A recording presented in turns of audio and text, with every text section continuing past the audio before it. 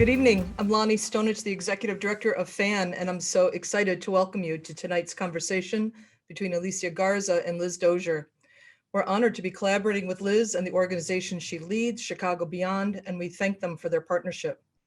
For those of you new to FAN, we are a nonprofit organization that presents a high-quality speaker series offered free to the public on a wide variety of topics, including human development, mental health, education, social justice, among others. We have over 100 videos of past events archived on our website and YouTube channel, so please be sure to explore. All right, so now for formal introductions. Alicia Garza is the founder of the Black Futures Lab, which in 2018 conducted the Black Census Project, the largest survey of Black communities in over 150 years. She is also the co-creator of Black Lives Matter and the Black Lives Matter Global Network, which now has 40 chapters in 4 countries. She also serves as the Strategy and Partnerships Director of the National Domestic Workers Alliance, the nation's premier voice for millions of domestic workers in the United States. Additionally, Ms. Garza is the co-founder of Supermajority, a new home for women's activism. Her first book, The Purpose of Power: How We Come Together When We Fall Apart, was released in October. She also shares her thoughts on politics and pop culture on her podcast, Lady Don't Take No. Liz Dozier is the founder and CEO of Chicago Beyond, an impact investor that backs the fight for youth equity to ensure all young people are free to live their fullest human potential. Chicago Beyond invests in ideas, individuals, and organizations that work to create equitable access and opportunity for young people in Chicago and other cities. Ms. Dozier created Chicago Beyond with funding from philanthropists Kimbra and Mark Walter. Prior to Chicago Beyond, Ms. Dozier worked as an educator and school principal and was featured in Paul Tuff's book, How Children Succeed, and in CNN's 8-episode docu-series, Chicagoland. It's my pleasure now to welcome Alicia Garza and Liz Dozier. Thank you so much, Lonnie, for that warm introduction. Alicia, it is such an honor to be in conversation with you tonight. Just glad we get to talk and to dig into the purpose of power together tonight. I cannot wait. And you know what? With excellent glasses like that, Liz, we're already way down the road at this point. Exactly. We're good. I wore them just for you. They're so cute. I love. Thank you. Okay, I have to start. I listened to your podcast, Lady Don't Take No. And of late, you've been starting with this question around what folks have been doing in this season of COVID as they've been staying in. So I have to ask you, what have you been doing in this season of COVID as you've been in your home and kind of hunkered down? Oh, yes. I'm so glad you asked that. I always feel bad because I don't get to answer my own questions. So thank you. What have I not been doing since, pandemic realness? Honestly, I have tried and failed 3 times at starting a garden. I get all the way to the point where things start to grow, and then I get busy and I start to ignore it. So there's rotting squash and things like that. So I'm now on my 4th iteration, my winter version, which should be a lot easier. I started a Peloton regimen, which if you know anything about me, I am so far away from any kind of adherence to any kind of exercise. And that is the facts and the truth. The most I would do is a weekly yoga class with one of my mentors. And it was a small yoga class with 10 women, all of whom are over the age of 70. I'm the youngest person in the class. Pandemic ended, because who likes to go to yoga class and see people in fresh makeup and their Starbucks cup? No, I want to get my stress on. So because of the pandemic, that has been closed down. And so early on, I got a Peloton bike and I just said to myself, please, Lord, don't let this become a clothes rack. And to date, it has not. And I just completed 2 weeks ago, my century ride. So I'm really excited. Oh my gosh, congratulations. Thank you. I will say that I too got a Peloton at the beginning of the pandemic. And we all know when that started. And let's just say I'm on ride 10, but we're not counting, but it's just not 10. Counting. There is no judgment here, my friend. Let me tell you. No judgment. The reason it's gotten so much use actually is because it's my it is my stay out of jail. It's my stay out of jail strategy. So, if I don't get on that bike every morning, I feel bad for whoever has to talk to me that day. you got on today before we get into our conversation. I did. We're all good. So we are going to jump in. Let's go. So, not everyone in the world, I would say, knows your name or your face, but everyone, as almost everyone in our country and really around the world, they know your work. And they know your work, what you've done as one of the co-founders of the Black Lives Matter global movement. You've been organizing and doing this work for the past 20 years in our communities. I'm just curious, why did you write The Power of Purpose? And what did you hope that readers would ultimately take away from this? Like what nuggets did you want to leave with us? Oh, yeah. Well, that's an excellent introduction to this book. And honestly, I was just talking with my good sis, Angela Rye, the other night, and she was saying the same thing. She was like, the reason people don't know who you are is because your work speaks for itself. And I love that. So thank you for that. And you're absolutely right also that part of the goal of this work for me and for so many of us who do it is not to become celebrities, right? It's to be effective and to win real victories for our folks. And that is exactly why I wrote this book. To be honest with you, when I started writing it, I thought it was going to be like one of those BLM books, right? And then as I was, thinking about how I wanted to present it, honestly, I didn't feel like that was right. I mean, so much of our story is still being written. And I left BLM in 2017 to start the Black Futures Lab and the Black to the Future Action Fund. And what I didn't want to do was put a period at the end of a sentence that actually needed to be a paragraph. So I decided instead that what this book really needed to be was a guidebook, even just like breadcrumbs for people who are trying to find their way towards making real change in this country and across the world. And in 7 years of Black Lives Matter and more than 20 years of organizing, one thing that I have learned is that there are so many people out there who really yearn for change, but they don't know how change happens.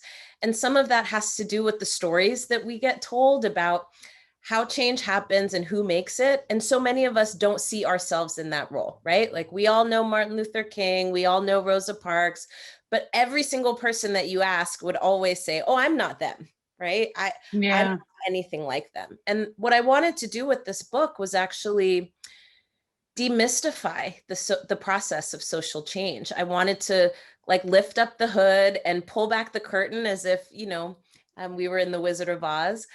There is not a little man with a microphone behind the curtain, but it is not as inaccessible as some people may think. So that's part of why I wrote this book. The other reason I wrote this book is because I really wanted to talk with those of us who have been doing social change work for a while about an invitation to think about what kind of fighters we need to be in this moment, given the political conditions that we've been living in and that we're facing. Who do we need to be in this moment to be effective, to be strategic, and frankly, to win? So the purpose of power for me is really about centering power as the goal of social change. It's not to make ourselves feel better. In a lot of ways, yes, it's to make our lives better. But the way that our lives get better is by having power. And movements are fundamentally about putting more power into the hands of more people. And so once we start from that place, then we can ask ourselves, well, what are all the different ways to build power? What gets in the way? And how can each of us be the superhero in our own stories? And so that's really what this book brings us. It did. And that totally came across like throughout the whole book. There were several pieces of the book where there were things I was learning, there were things that were affirming. And to me, as I read it, there was so many entry points, no matter where we sit in the world, to think about the individual power that we each hold, and then how to really leverage that to create the change that we wish to see, to create the world that we all dream of, a just and equitable world. So that definitely came across. I want to push into August of 2013. after the acquittal of the man who killed Trayvon Martin. And when you wrote your Facebook post, the one that you affectionately call your love letter to Black people. And for those of you who might be listening in the audience tonight who haven't seen that post, that love letter, it said simply this. It said, Black people, I love you. I love us. Our lives matter. And you talk about how your other co-founders, Patrice and Opal, helped you build the social media platform and put the hashtag behind it. And it became really a hashtag, honestly, that was heard around the world. You do caution us in the book that hashtags do not build movements, that people do. But I'm curious, from that time, this last 7 years, like what are some of the key lessons that you've learned since that post went viral? And what are the ways that the movement has evolved that's really surprised you? Mm. Well, let me start with the evolution because it's the good news, right? Yeah. And so much of what I feel really proud of in relationship to this movement right now is how it's growing. As of today, this movement is the largest protest movement in the history of this country. And that is important beyond being a brand, beyond being something that everybody knows, beyond being a hashtag. What that means is that more people than ever before have joined a Black Lives Matter protest. And that, I think, is indicative of the ways in which this movement has begun to change not just the narrative in this country, but also is changing the landscape upon which rules are made. And rules are broken. And so that is important. And part of how that happened, I think, is in this last election cycle, where more people than ever almost in the history of elections in this country participated. And that's incredible. And I think it had a lot to do with the fact that people saw a concrete opportunity to take their protests to the polls and really make their voices heard in relationship to a very clear direction shift, right? We could either stay where we are and continue to slip backwards into 1776, or right, we can have the courage together to step forward into our future, knowing that our future has not been written, knowing that each step along the way is not going to be perfect and it's not going to be all the things that we love, but also knowing, I think, that there needed to be a clear mandate, and a clear mandate there was. And today on December 14th, as far as I know, the Electoral College has again affirmed that we This is true. It's true. These are facts. That is important. That is really, really important. And I think what that took, to be honest with you, Liz, is it took the ability for movements to not be ambivalent about the electoral realm any longer. Understanding that democracy as we know it has never been perfect.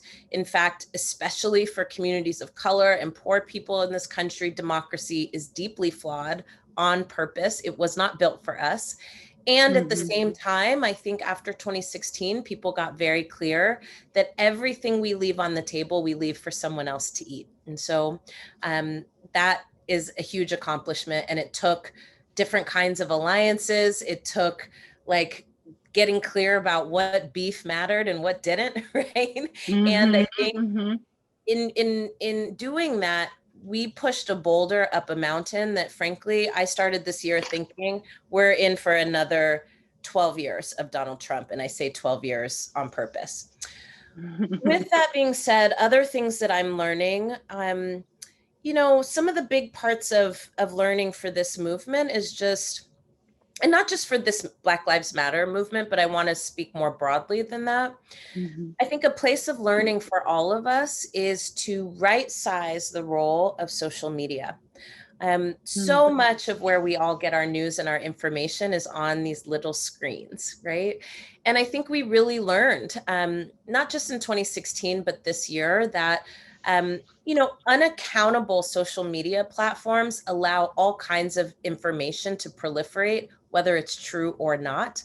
But it also, especially in this moment where we're so dependent on it because we're in a pandemic, It begs the question of what kinds of relationships can be built on social media and what kinds of relationships should we focus on also building off of social media, knowing, right, that these platforms are not yet accountable to the civil and human rights of every person who uses them.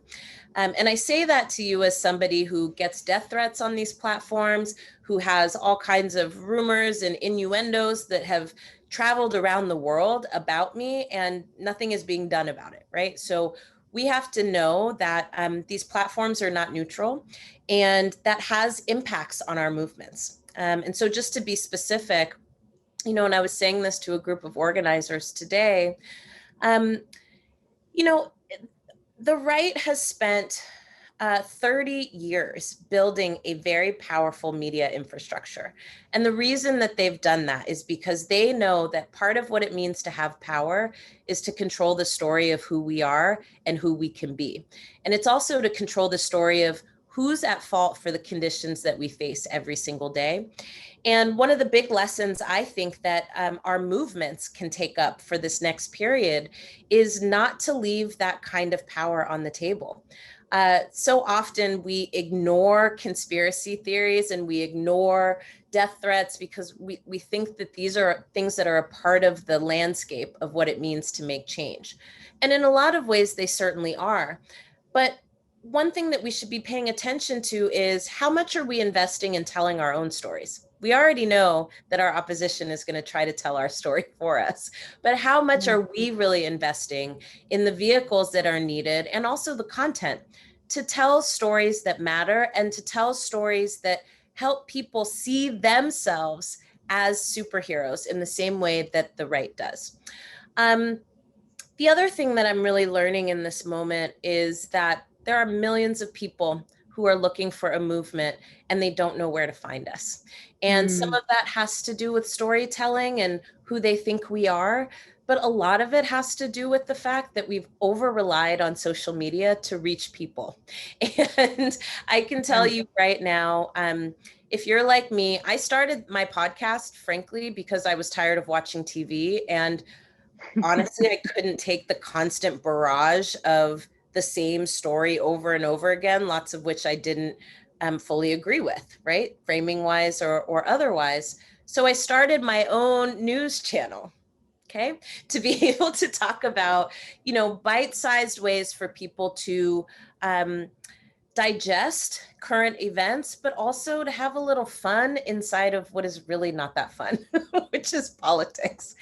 And, you know, that to me is an investment in telling our stories. I want us to consider that this podcast could reach the same amount of people, right, that AM radio does or a CNN does, right?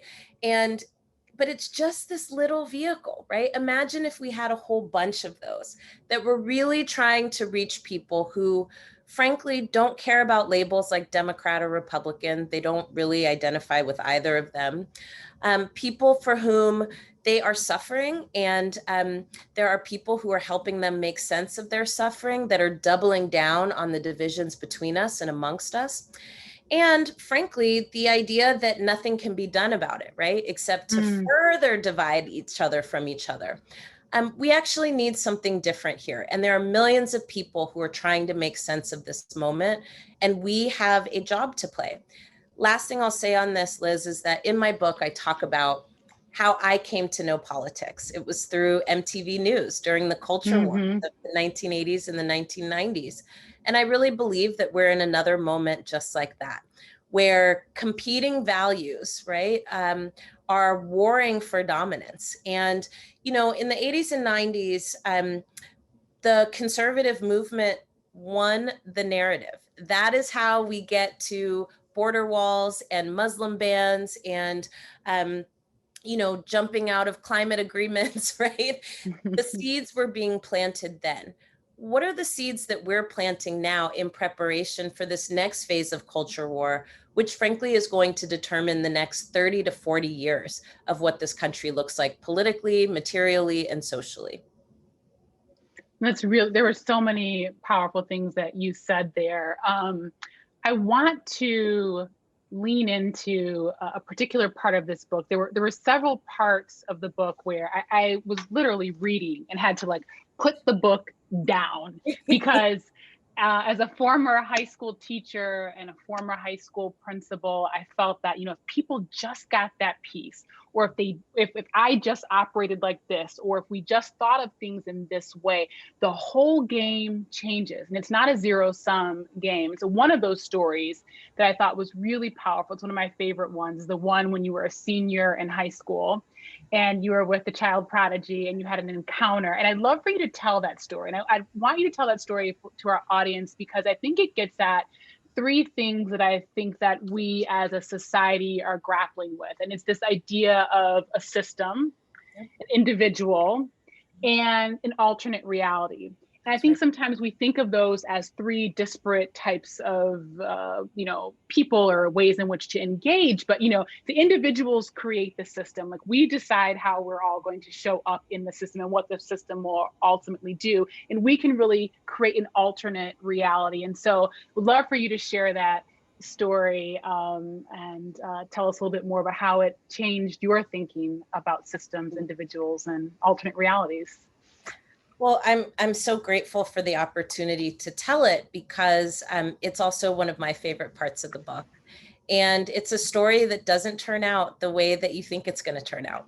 And, I start off by talking about being a senior in high school. And I was out one night on a school night doing what teenagers do. I was with my classmate who happened to be a child prodigy. She was 3 years younger than me, but she was in my grade and graduating with me. And we both were good students, right? But we were sitting in my mom's car in Marin County, and we were smoking weed. And we were rolled up on by a sheriff. And that sheriff, looked in my car, found more than, at that time, there was no legal limit, right, of possession of marijuana. So it was way over what we would consider to be legal right now. And, here I was, a Black girl child, right, in a very wealthy community, having this experience and interaction with the police. The shorthand of the story is that I did not get arrested. I did not get charged. And in fact, I was told to sober up and go home. And I also, for anybody who's watching, I also maintained possession of that marijuana. That was many, many years ago, my friend. I'm turning 40 next month, so I can assure you those days are behind me. But what I will say is this. This is not how stories typically tend to turn out for Black folks in particular, and in relationship to police and policing. There were a lot of different factors that allowed for this to turn out the way that it did. Number one, if I had been a young Black male of the same age in the car that I was in with a little, white girl, blonde hair, blue eyes, right, smoking weed in the middle of the night on a weeknight, I definitely would have gone to jail. Had I not been with that white girl, right? Even as a Black girl who lived in Marin County, I would have gone to jail. Had my address on my license been from a community that was just 5 miles away called Marin City, which was considered to be the place where Black people lived in Marin, I would have gone to jail.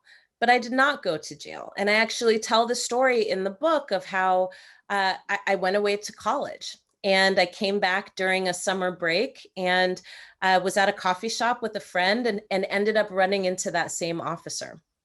And I talked to him and I said, hey, I don't know if you remember me, but, you caught me doing what teenagers do, a year ago, and you let me go. And I want to tell you I'm in college and, thank you, basically, because that one decision could have changed the course of my life. And I was saying that in the context of being in a very small community where, frankly, we knew the police officers who patrolled our community. But I also say that as someone who I think at that time also deeply believed in the role of police and keeping us safe, right? And so, essentially what I was saying was, thank you for being an aberration to how systems function normally. But I didn't know that at the time. Mm-hmm, And mm-hmm. I think the reason that these stories are important is because it really highlights how racial disparities work, even though it didn't turn out that I went to jail or that I was arrested. What it meant, right, was that I was being treated like the majority of my peers in that community, who were mostly white and wealthy. And there were several different factors that intervened in the ways in which race usually shapes people's outcomes. And I want to say that some of that is also not accidental, that in an officer's mind and the way that officers are trained is in a lot of ways to use discretion, but that discretion is based on their assumptions about your threat level, right? And your level of criminality. And so you're absolutely right that all of these things link and they interact and they intercept. And for so many people, their stories don't turn out the way that mine did.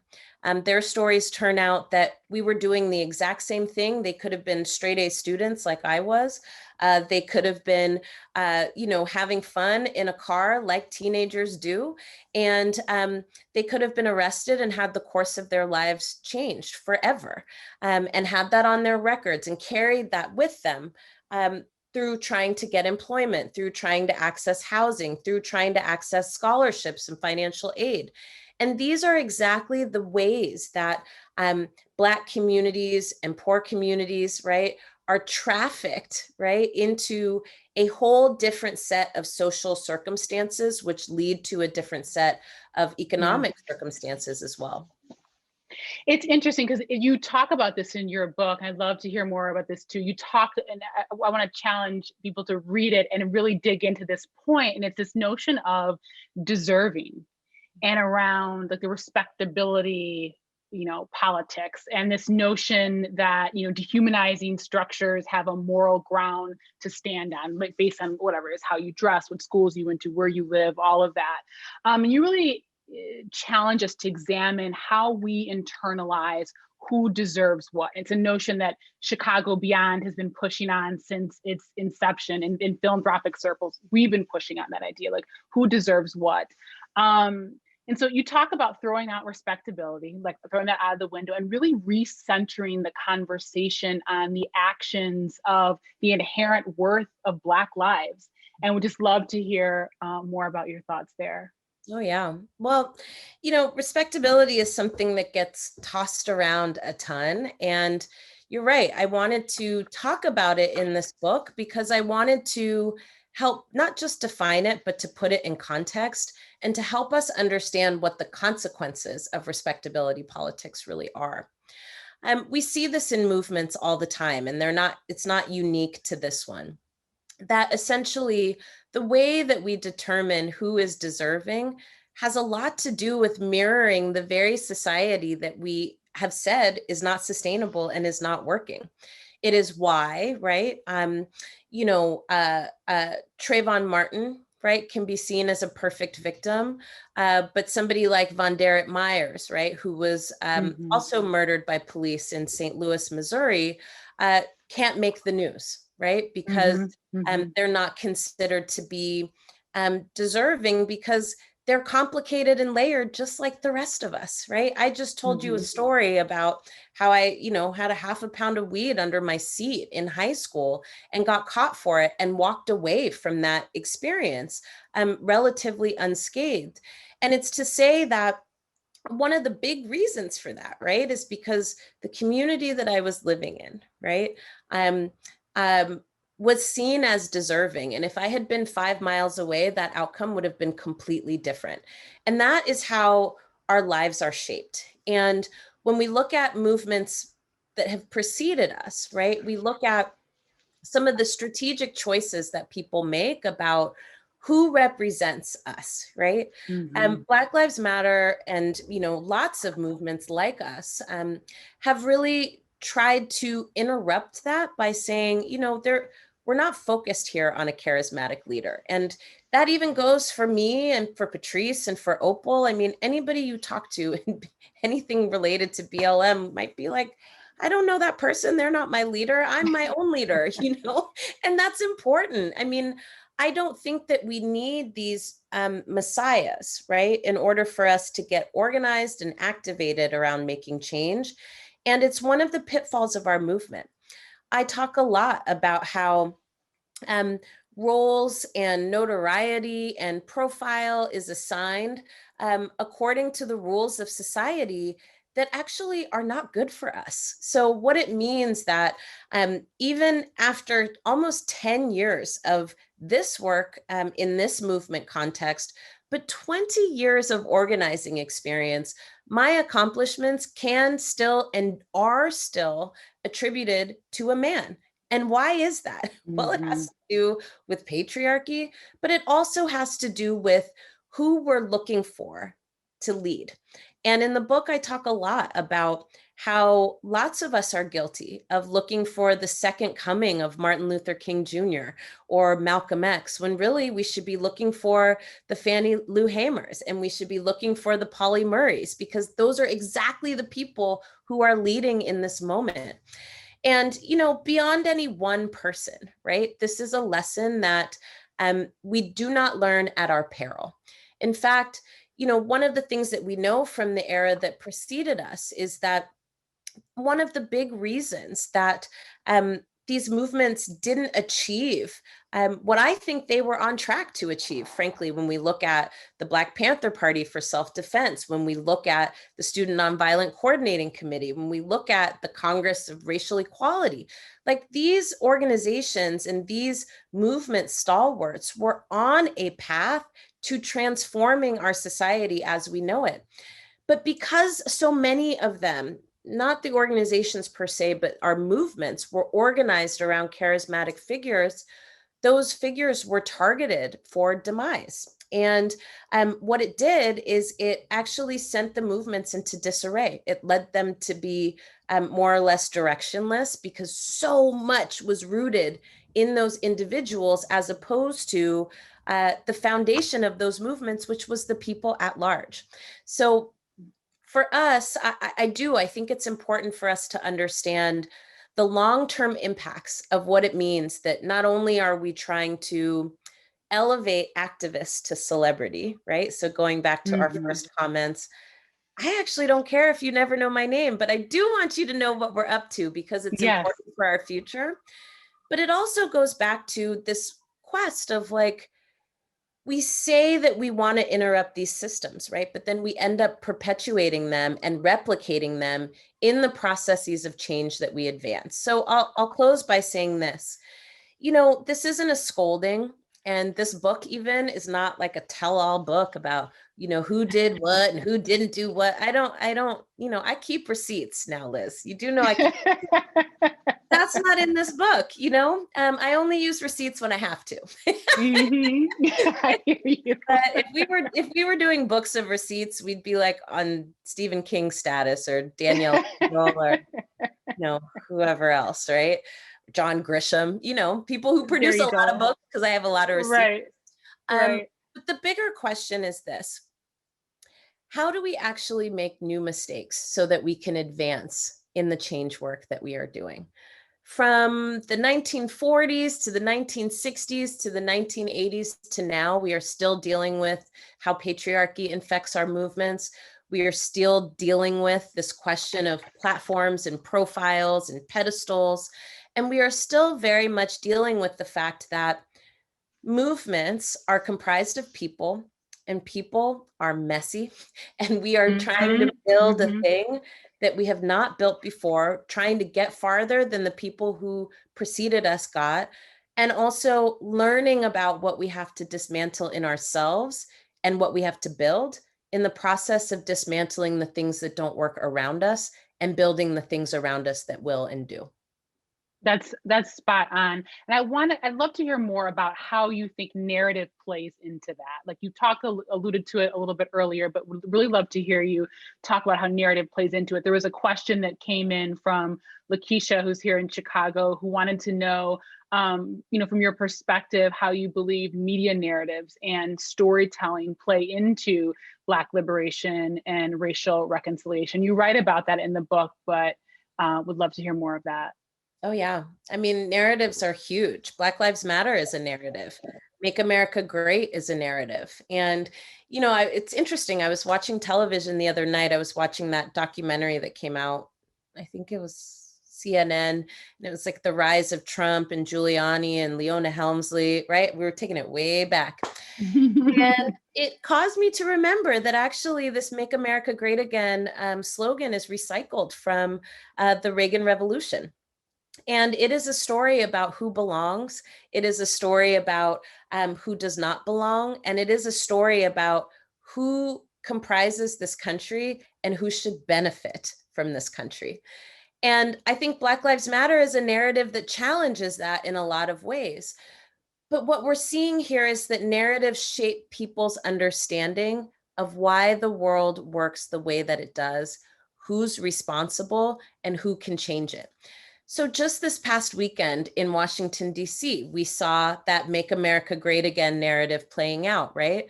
And the tension between that narrative and the Black Lives Matter narrative. And it really played out in the sense of white supremacists fighting people in the street and ripping down Black Lives Matter banners from Black churches and stomping on them and burning them, right? I mean, these are what seem to be, for some people, trivial actions, like people throwing temper tantrums, but it's actually not. It's to tell a story about what's happening in America. And I can tell you that you can go into white households across this nation, and there are people from every walk of life. This isn't like in Appalachia, right? This is in Chicago, this is in St. Louis, this is in San Francisco, where you can go into white homes across this nation and people will say, I'm not for Black Lives Matter. I believe they are trying to take things from us that they did not earn. That is a story that has been perpetuated, right, by people in power to stay in power.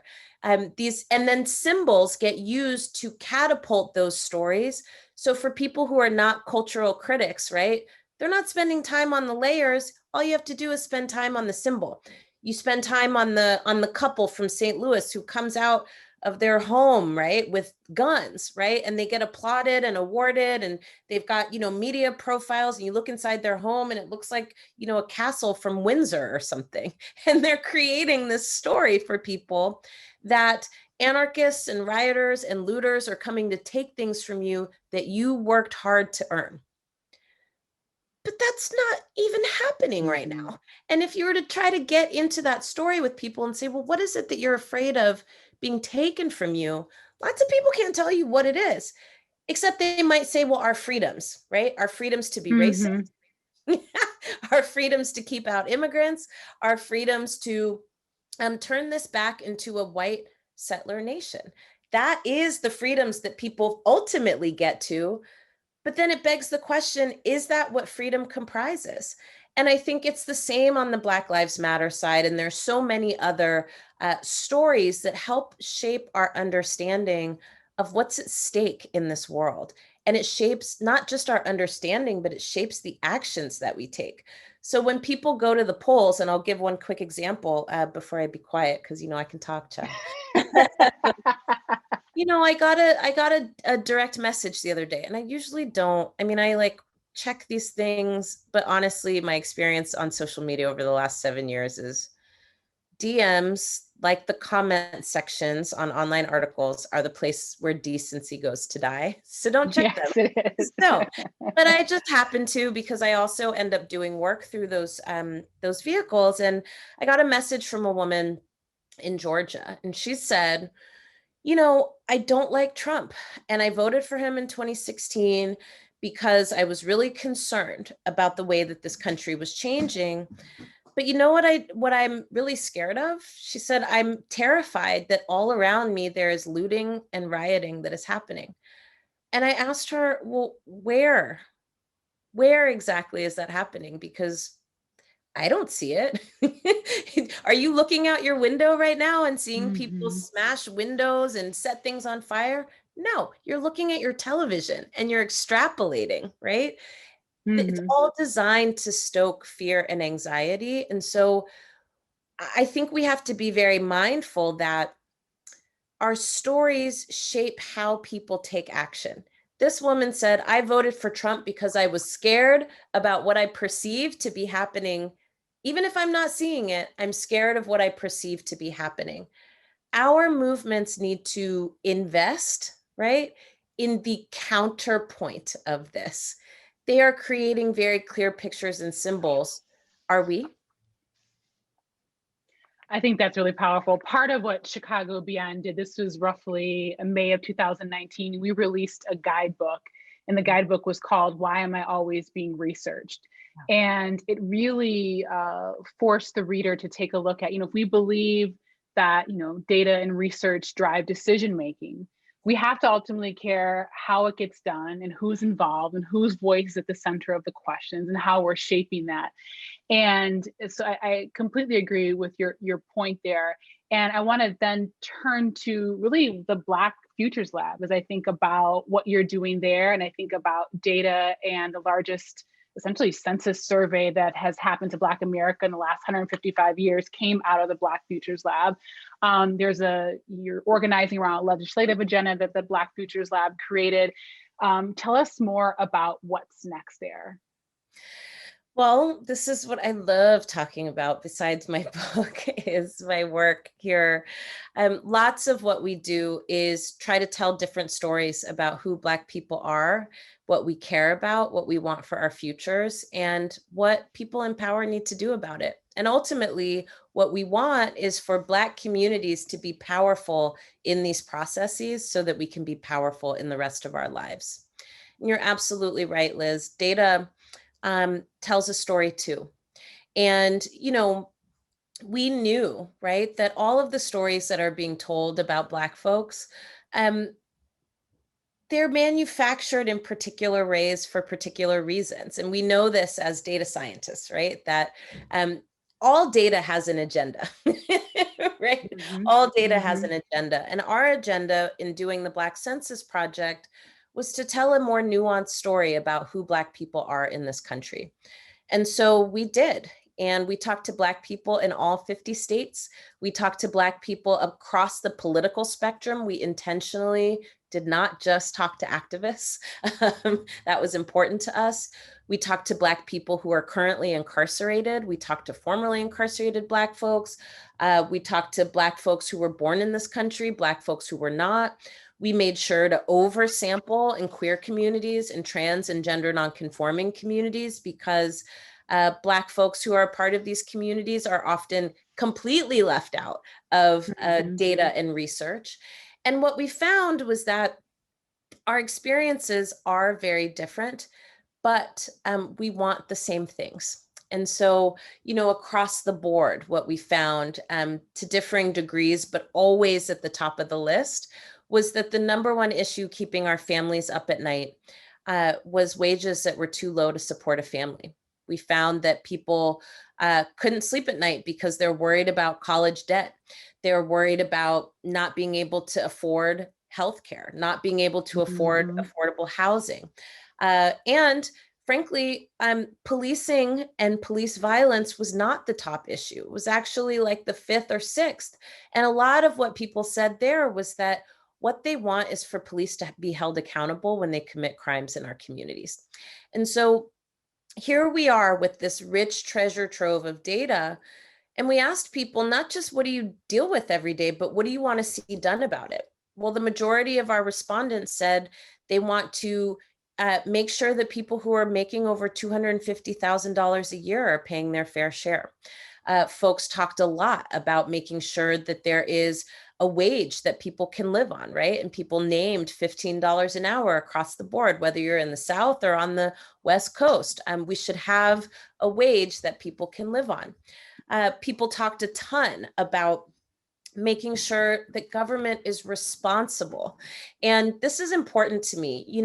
I was on a phone call today with a a couple of the folks who will become some of the new decision makers in this administration. And, we made sure to make the point that not only if we're going to address racism, we can't be race neutral, right? And this is what people always try to do. They're like, oh, yes, for too long, we've been using race in our decision making. So if we just don't use it, then we've corrected the problem. And it's like, no, you have generations of rigged rules. You have to unrig them, and you don't unrig them by ignoring that they're rigged. But then leading into that, I think the other piece of it here is that we can't slough off these problems. We have to make government accountable. And for too long, right? And people said this in the census, for too long, we have relied on the charity, right? The charity of entities outside of our government that we pay taxes to help close the gap. And actually, that reinforces a power dynamic, right? Where the entity that is actually accountable to our communities, right, is not the entity that is leading in terms of solutions. That's a problem. So it is important to have partnerships, but at the end of the day, people elect a representative because they know they can hold that representative accountable. And that is not possible, right, when we replace government with the private sector.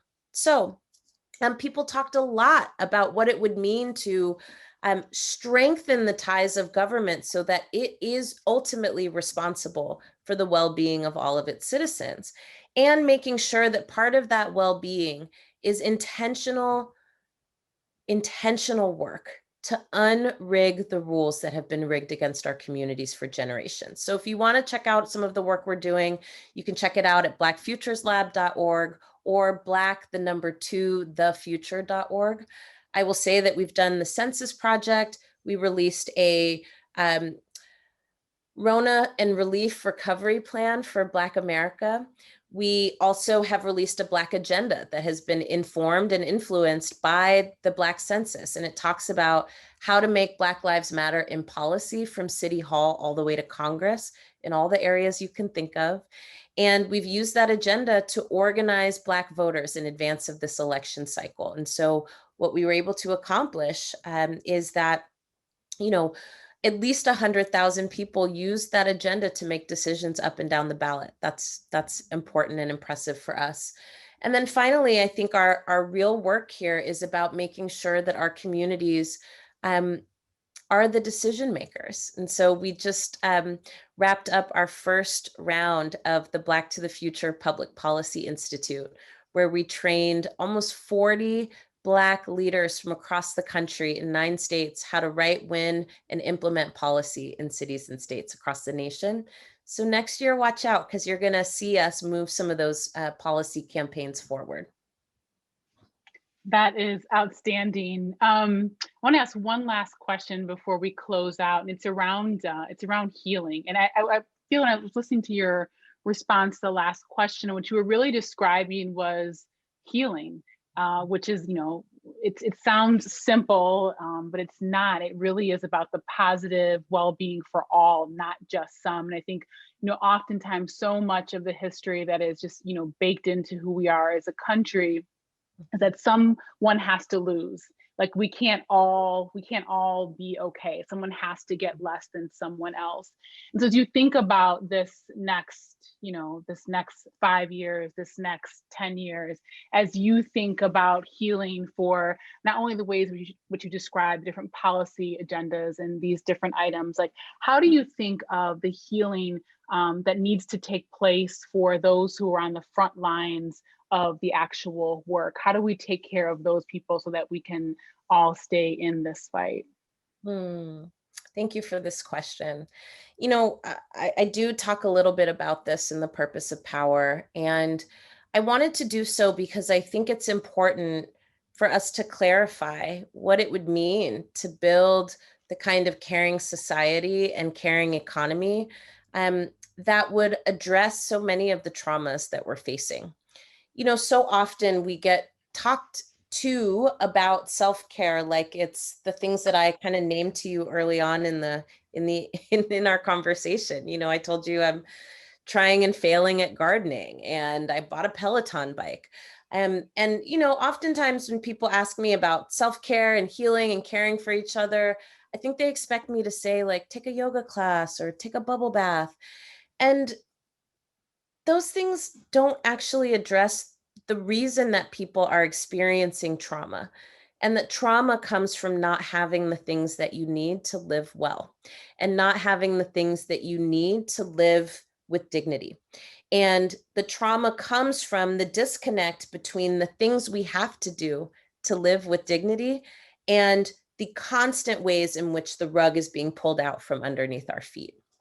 And so for me, the healing and the caring is partially at the core of why we do this work. And it is both the knowledge that these systems are working as they were designed, but they're not working for us. And it's also the opportunity to reimagine and redesign in real time what would work. And I really do fundamentally feel like we are at a crossroads right now, where it is so clearer than ever, I think. What are the things that need to die away without intervention, right? And I talk about this as, what are the things in our society right now that need hospice care, right? This do not intervene in the dying process. And maybe there are things that can die with dignity.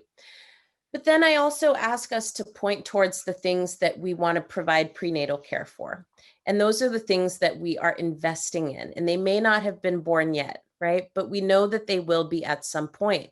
And so how would our work change if we were really invested in providing the kind of care for the things that we may be able to see and we may not be able to see, but that we know would ultimately lead to a caring economy, a caring democracy, right? And a caring society. And so there's that. But I also think, and I've been thinking about this for a couple weeks now, because, for 8 months, we have been watching armed militias, right, patrolling our streets. We saw 2 protesters shot and killed in Kenosha, Wisconsin. We have seen endless death and murder on television and through social media screens. And almost immediately afterwards, we were asked to heal and to reconcile. And I don't believe that we can do that if we're not courageous enough to tell the truth about what we've seen. And that is always the piece that is missing. When we have the level of destruction that we have had over the last 4 years, but certainly over the last decade, not facing it allows it to continue. And so in order to get to healing and reconciliation, part of that healing process is telling the truth about what it is that we're experiencing, telling the truth about how we got here, how we may be complicit, so that we can join together to reconcile and to rectify the harm that we have caused, and to build the kind of world, right, where that harm is no longer necessary, but it's also no longer an organizing principle. So that is what I think it looks like. And sometimes, especially for people who are dealing with trauma, part of that trauma comes from being gaslit, right? And being told that the things that are happening to you aren't actually happening to you. When we talk to people who are living in poverty, we say, no, this has nothing to do with rigged rules and everything to do with the fact that you're not working hard enough. When we talk to people about our broken education system, we say, oh my God, this has nothing to do with the fact that schools are deeply under-resourced and everything to do with the fact that your teacher doesn't know what they're doing. I mean, these are the kinds of stories that we tell each other and ourselves to place the blame at our feet as opposed to where it actually belongs. So once we tell the truth about what is happening, we can actually start to move toward that reconciliation process. Thank you. Silani. Yeah, here I am. So thanks. What a great conversation between the two of you. It was just like, it could go a lot faster. So we have about 4 or 5 minutes left. I'm just going to ask a couple quick questions, and I'm going to go with one that probably has maybe a quicker answer. Charlotte wants to know, Alicia, what did the police officer say to you a year later in the coffee shop, and how did he respond to your gratitude? So maybe that's you could offer that first, and then I have a couple more questions for you. Sure. He said thank you, and he said something to the degree of everybody deserves a different shot. Okay, good. Danielle wants to know, and this is a popular question in the Q&A, BLM's mission is strategic and radical, and 26 million people in the US participated in BLM demonstrations throughout the summer, as you mentioned, the largest protest participation in US history. Clearly, US residents supported BLM's mission this summer, but how does BLM sustain support from the masses, many different groups of people, after protests? There's a lot of layers to this question, but I will start by saying that I'm so glad that we don't do our work based on polls. It was so funny to me this summer to see 87% of the country supports Black Lives Matter. I was like, how long is this going to last, right? And I say that way because really what we're watching in real time is not just public opinion, but we're watching those stories that I told you about. As soon as those polls were announced, the onslaught began. And I can tell you, the real impacts of this are that, listen, I had my home visited by the FBI to tell me that my name, alongside Patrice's name and a list of other elected officials and prominent activists, was on a list inside of somebody's home who was arrested on weapons charges. And then we later found out they were a part of a white supremacist group. So these are the consequences, right? And so I will say,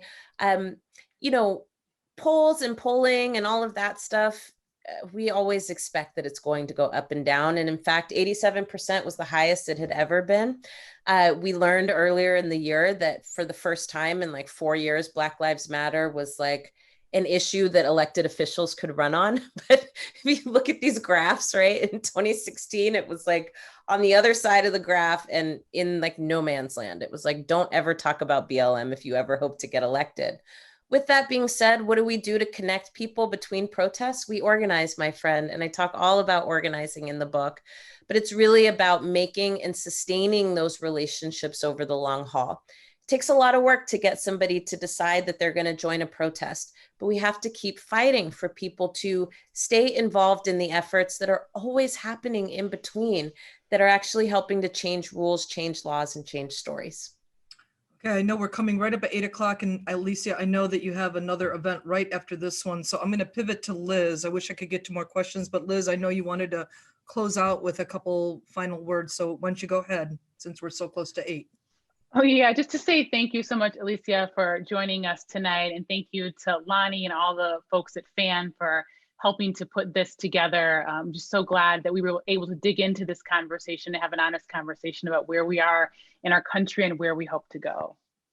Okay, Thank great. you so much, Liz. It was such an honor to be here with you tonight. Thanks for everybody who tuned in. I really, really appreciate your support. And this is just the beginning, my friend. We'll look forward to many more conversations like this. Okay, thank you everyone for watching. Be safe, have a safe and healthy and hopefully slightly less stressful holiday season. If you can manage that, please do your best, and we'll see everyone at programming in January. Thank you so much, Alicia. We appreciate your time. Thank you so much. Thank you. Big heart back right at you. Thank you. All right, good night, everyone. Thank you. Good night.